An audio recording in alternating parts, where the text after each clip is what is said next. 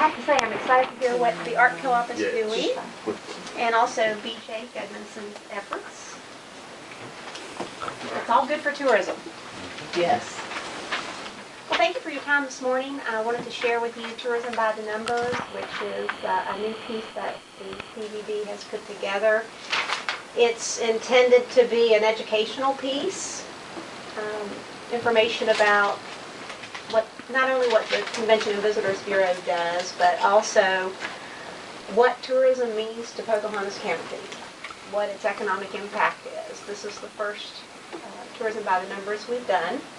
We'll update it in the middle of every year, right after the end of the fiscal year. So this is for the 2014-15 year. And I don't know if you want to take some time and then ask any questions, feel free to do so. But the intention of this piece is to share it with our legislators, officials, residents, and business people in our community so that they better understand how important tourism is to Pocahontas County and West Virginia for that matter.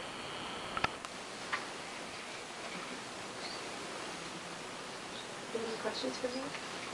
Otherwise, the Visitors Bureau is doing what we do. Ski season has gotten off to an extremely slow start. About 25% of the season is over. How's it going to affect the hotel motel tax?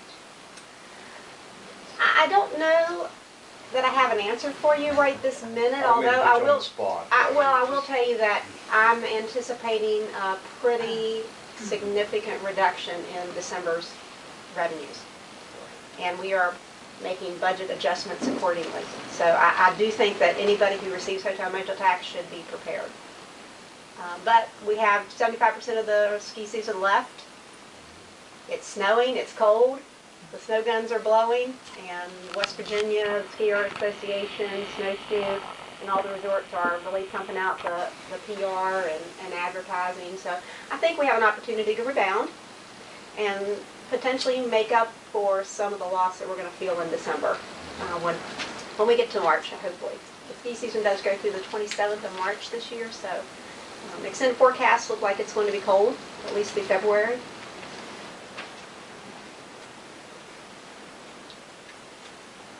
Last year was a record year, and then you slumped back. Yeah. Hard to readjust. Yeah, it could be painful. We just don't know. But I'm positive. I think everybody in the industry is now that we've gotten some cold weather and snow and it makes snow that it feels more like winter. I think people are now in a better mindset in terms of the skier to hit the slopes.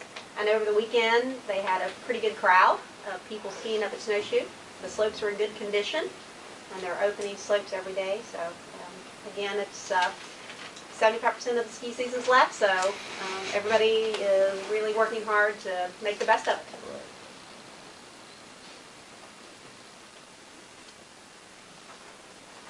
I don't know anything. You have any questions? Mr. Wall? No, you. Well, we'll print these. They're at the printer right now. We'll be making these Tourism by the Numbers available to the public as soon as we get them. And I wanted to make sure that you have it in advance, and if you have any questions about it, please let me know. It is impressive. Guests spent approximately $24 million in lodging, only groceries and gasoline, dining, activity, shopping, supplies. $24 million is a lot for Pocahontas County. Yeah, just in lodging. So the impact to our county is tremendous. Our county relies on the tourism industry. There is no question about it. A significant part of that is also reliant on winter weather.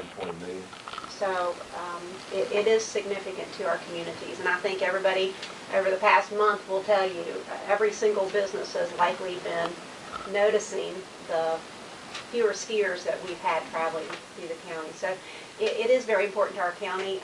I think that people need to understand that tourism is not just a secondary industry that we shouldn't pay attention to. It is an industry that makes or breaks Pocahontas County in many ways. Just those who receive hotel motel tax, for instance, are reliant on that tax and people spending the night. And, you know, we have 600,000-700,000 visits a year from people coming to Pocahontas County, so that's a lot. I guess the Mountain Railroad, they're adding a lot to the economy in the upper end, aren't they? Oh, yes, John Smith and Derby Greenbrier Valley Railroad, I think, is going to make a significant impact as they continue to grow their product. I think that's the key, is seeing what private sector can do with the railroad. So we're looking forward to that line from Cass to Durban. They are. That's right. They're hoping to have several miles completed this year, from what I understand. Did Cass itself have a pretty good year? I believe so. I haven't seen any numbers, but I hadn't I believe either. so. I was asking when you were saying it or not. I've not seen any numbers, but I believe they've had a pretty good year. I know they've done a lot of new events. The state park has, which has been good to see, like Cass. Christmas at Cass was very successful, and they intend to continue those kinds of events as well. So between Cass State Park doing more events, along with growth potential with Durban Greenbrier Valley Railroad now managing the train portion of it, I think it's going to be positive for Cass and the northern part of the county for sure.